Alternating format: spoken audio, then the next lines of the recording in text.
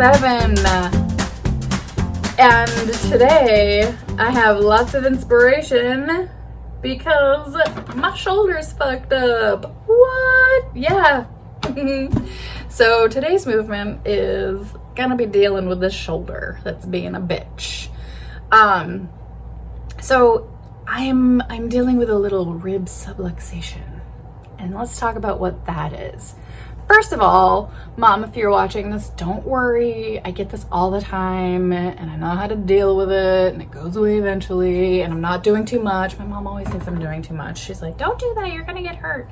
All right, anyway, rib subluxation. I brought a friend today. So your ribs, right? A rib is one like U-shaped unit, and it wraps around your entire torso, and it connects onto the sternum, and the backside connects onto a vertebrae of your spine.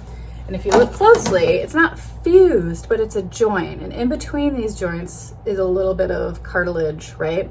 You inhale, your chest expands. And when you exhale, your chest contracts. And so that's why we have these joints, right? To allow for this movement. But imagine my thumbs are the joint at the spine, okay? So perfect world, and then all of a sudden, doink, you have this joint that comes out of alignment. The rib pops out. That little action is called rib subluxation. And it hurts. It's like this sharp pain or soreness, and then you can't take a full breath because it hurts.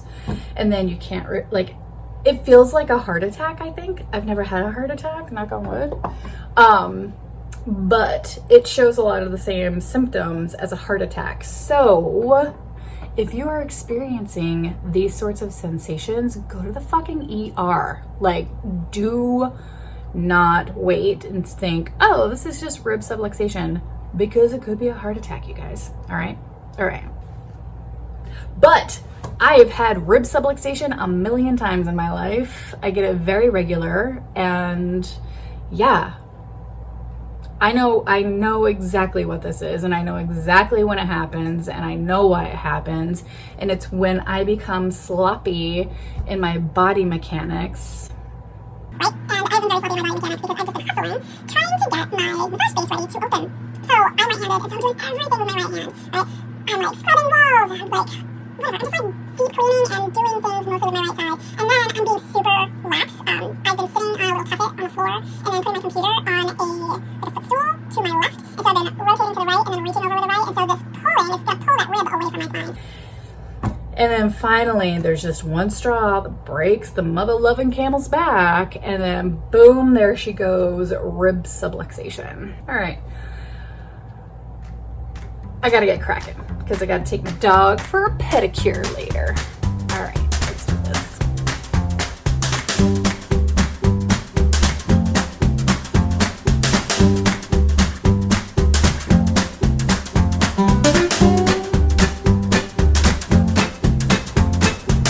All right, step 1, warm up the tissues.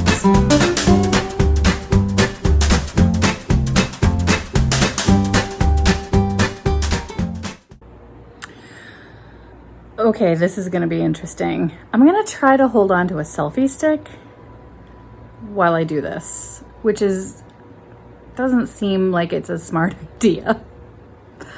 But because I wanna share it with you, and I have no cameraman, camera woman, camera person. I have no human to man. Why do we say that? Why is it always man? There's my Wonder Woman. Why do we say that? To man things. Operate. I have no one to operate my camera. All right. Okay, so I'm holding on to this with my right hand. I don't want to do that. So I've got a foam roller. Is this like watching the Blair Witch Project? Oh, Lord, help us. Okay, that's extended. Whoa. All right. Here we go. Always support one's head. Oh, this is too high. All right, here we go. Supporting my head. Ugh. So I can't do this. I'm gonna figure out another way to show you. Let's see if this works. Okay, here we go. Here we go. Here we go. All right. Ugh. All right, so this is a foam roller. And I lift my ass off. I'm supporting my head so I'm not like, what's the word? Straining my neck, right? Nice armpit shot, whatever, who cares? Fucking cares. I'm done worrying about what my body looks like on camera. Oh, I'm a human doing human things. Oh, I'm a human doing self-care, right? That's all that matters. So this is sore, but the right side is like, oh, you have an owie. So, I can handle it, but if you can't handle it, like, I can still relax. One of the things that I tell my clients is, you know, I want to gauge their pain. And so if it hurts, what kind of hurt is it? You know, that's really important. If it's like, oh, this is uncomfortable, but I'm still able to relax my body into it, like you're not holding your breath or holding your body, then that's a fine place to be. But if all of a sudden you're starting to like hold your breath or your body and like tensing up in your body, that's too much. That's too much. We don't want that. So anyway, I can still relax while I'm doing this, so I'm gonna keep doing it.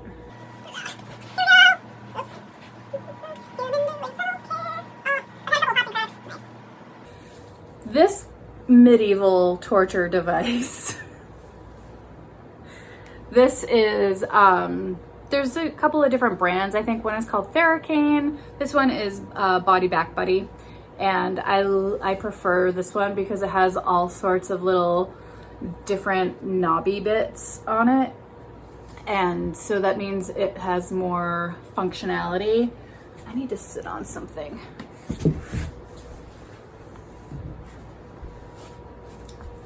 I need to lift my ass. There we go, that's better. All right, so I'm gonna work on my upper trapezius, which is a muscle that kind of starts here, the base of your skull. It goes down and doop a doop a doop, and then the trapezius also goes down into that rhomboid area. Did I mention that in the earlier part? Anyway, the muscle between your shoulder blade and your spine, it's called a rhomboid. So I'm gonna use this guy and kind of find some tender bits, and there are plenty, and just kind of lightly massage them. And I'm not like cranking on this thing, like it's literally just kind of, I'm just supporting it with my hand, and it's just the weight of the gadget that is the amount of pressure I'm using. So I'm not like, because that would hurt and suck. So I'm just gonna work on these traps and my rhomboids, both sides, you guys, both sides. Yeah, and I just find a little nugget, and kind of move it around, move the tissues around it. And then once I feel like it's ready for action, then I just place the little knob on it specifically. And inhale and exhale and just let that puppy release. Again, curiosity, investigation, that's what's going on. Mostly investigation and patience. Maybe that is today's theme. So yesterday I made a third phone call to a distributor. because I had called 2 other times and I said, hey, when can I expect these items to show up? Because I'd like to at least, start scheduling my clients. And I explained, I said, I've called a couple of other times and I was told that they would contact me back in 24 to 48 hours, and it never happened. And so she said, oh, well, I will check on that for you right now. Can you hold? I'm like, absolutely. I just want an answer. And I found myself I just stopped myself because I was going to be pissy at her. And this poor woman, it's not her fault, right? She's just answering the phone. She's just I don't know what you call her, but she's a rep, she doesn't manufacture these things. She doesn't ship out these things. She just takes the calls. You know what I mean? So it's not her fault. I can't be an asshole to her. I shouldn't be an asshole anyway, because there are massage therapists and chiropractors and physical therapists and all sorts of body workers out there who are probably trying to get these items and so they can open their practice and safely. And so there's a demand, and COVID's just thrown a monkey wrench into things. And so calm the fuck down, be patient, get your answers, be the squeaky wheel, get your answers, but you can't make the company make them faster, right? And so me getting pissed off and stressed out about it is just prolonging my suffering. Why do I want to prolong my suffering? That's silly, right? If we have an option in life to kind of intercept, here's this suffering train, right? Wouldn't we rather intercept that and stop that suffering train instead of adding to the suffering? This really sucks. Let's make it suck more. That's silly. Why would we do that? Anyway, maybe that. So patience, maybe not patience. That's not today's theme. Today's theme is, because I tweaked out my shoulder. This totally makes more sense, you guys. Tweaked out my shoulder. So instead of ignoring it and being pissed off at the pain, right? And just whatever, getting angrier and stressing myself out more about the pain in my shoulder, instead of stressing myself out more about the fact that I am still unable to open my practice. Why? Because that's not productive. That does not help me. Getting upset about it, getting stressed out about it, sitting back and just letting the world pass by without me taking any action, that's just gonna make life dumb. It's just silliness. Why would I do that? So so intercepting your suffering, trying to make peace with the things that you really should make peace with, and being proactive at the things that you can change, right? I can't change the production speed and shipping speed, so I need to accept it, right? Letting it go. And my shoulder, instead of, fumbling around trying to do my life with a shitty shoulder, and complaining about it and producing more pain and more suffering and more stress in my life, I'm just gonna take the time to work on it, right? To do my stretches. This is feeling so much better, by the way. This muscle was so angry and taut because it's been working a lot. And then when you have an injury, all of the muscles surrounding that injury are protect it, don't let it move, it hurts. So I'm just kind of convincing my traps and my rhomboids and stuff to kind of oh yeah, I don't need to protect this, it's not broken. In fact, if it relaxes, it will feel better. Wow, day 27. getting deep with a shitty shoulder. Oh my God, you guys. God love you for watching me. Anyway, I'm gonna do the other side. I'm gonna shut up now. Anyway, yeah. These self-care tools, by the way, I'm making 2 pages. One page I'm making self-care tools, and then the other one are like art journaling / art supplies that I use regularly. Things that I actually use and actually really love. I made these 2 pages on my website. And I'm never gonna post something I don't use and don't love. Like, that's not how I roll. All right, now there's this thing. This I've had a million years, and it's got this little metal bar between the two, which I've had to Gorilla Glue back on. But they make them smarter now. There's a million of them out there, but they make them so much smarter now where it's all one piece, so the balls aren't gonna come off. That sounds tragic. So anyway, what happens with this thing is, say this is your spine, okay? This is your spine, and then you're gonna put this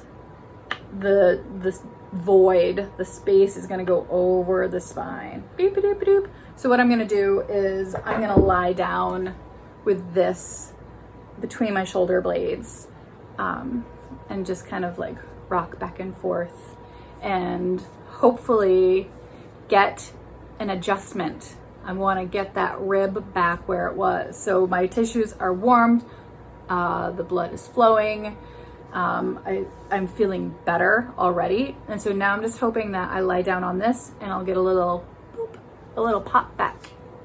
So sorry, I can't, can I film this? Nah.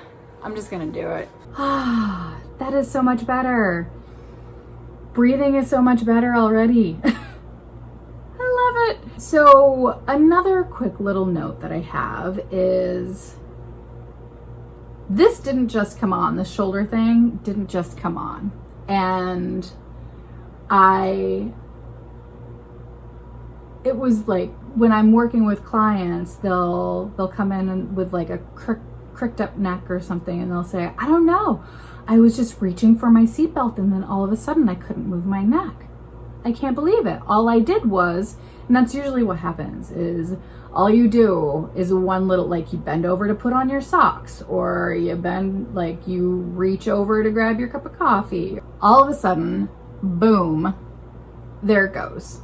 And so it's not that one little movement that caused it to be a problem. It is a series of postures, body mechanics, stress, old underlying injuries perhaps, and that is just the straw that breaks the proverbial camel's back, okay? So, and that is true for our emotions too. It isn't one thing that happens, right? It's not your husband like forgot to wash his coffee cup, or like, you know, like there's something small and insignificant that will happen. You're like, this fucking asshole, I can't deal with it, right? It's got nothing to do with that, right? It's a series, and my husband, like my guy, is not an asshole. He's wonderful. By the way, just like random example. Not relevant to my personal life. I love you, babe. But yeah, like it's a series of things leading up to that. Maybe it's a series of things that they've been doing that you have not confronted or dealt with. Maybe it's personal things going on in your life. Maybe it's stuff going on with your mom. Maybe it's stuff going on with your health. Maybe it's stuff going on with work. But then one little thing happens and then your world is crumbling down. It's not the one thing. It is never just one little thing that sets us off physically or emotionally. It is a series of things. And I think that's why it's so beneficial to interrupt this suffering and figure it out. Like, what's happening, like and what's going on in my mind. What are my thoughts, right? That is the most important place. If we're going to a psychological place here, what are my thoughts? Because your thoughts are going to fuel your feelings, and your feelings are going to fuel your actions, and then your actions are going to create your circumstance. Okay, that's just like a basic equation, and it's true. Like every circumstance starts with thoughts. And like racism, right? The fucking reason there's racism is because there are these toxic thoughts out there, right? That one group of people are more powerful than any other group of people, right? It starts with a thought, and then it goes to a feeling, and then it goes to an action, and then it goes to a circumstance, right? Same goes for your much smaller scale things going on in your life, right? And so feelings of inferiority, feelings that you can't, feelings that you're this constant struggle, there's no hope, whatever, all of that place that you are starts with thoughts. All right, so it's being aware of those thoughts, and then back to the body, because that's what we're doing. Back to the body, you know, it isn't just reaching for that coffee cup that sets off the rib to pop out. It is me twisting to the left for much too long and being super right dominant and not taking the time to correct those postures. Specifically, yes, I do my stretching every night. Yes, I do my 30 minutes of intentional movement, but then I'm doing lots of other things throughout the day that are fucking that up, right, to a big degree. And so it's being aware of making the right choices with my body and how to move it more properly. It is being aware of correcting actions that are not helpful for my body. Okay, anyway, deep thoughts. Day 27, rocking it out, loving it. I can love this. Mwah. I love you. I appreciate you. Thank you so much for being here. Thank you, thank you, thank you. If you find anything of value that I share, please share it yourself. And if you'd like to support my mission for spreading empowering creative self-care, you can sign up for a Patreon membership or throw a little coin in my PayPal tip jar, and I will put a link to all the things at the end of this video. Neat. Anyway, I will see you tomorrow for day 28. Thanks. Bye.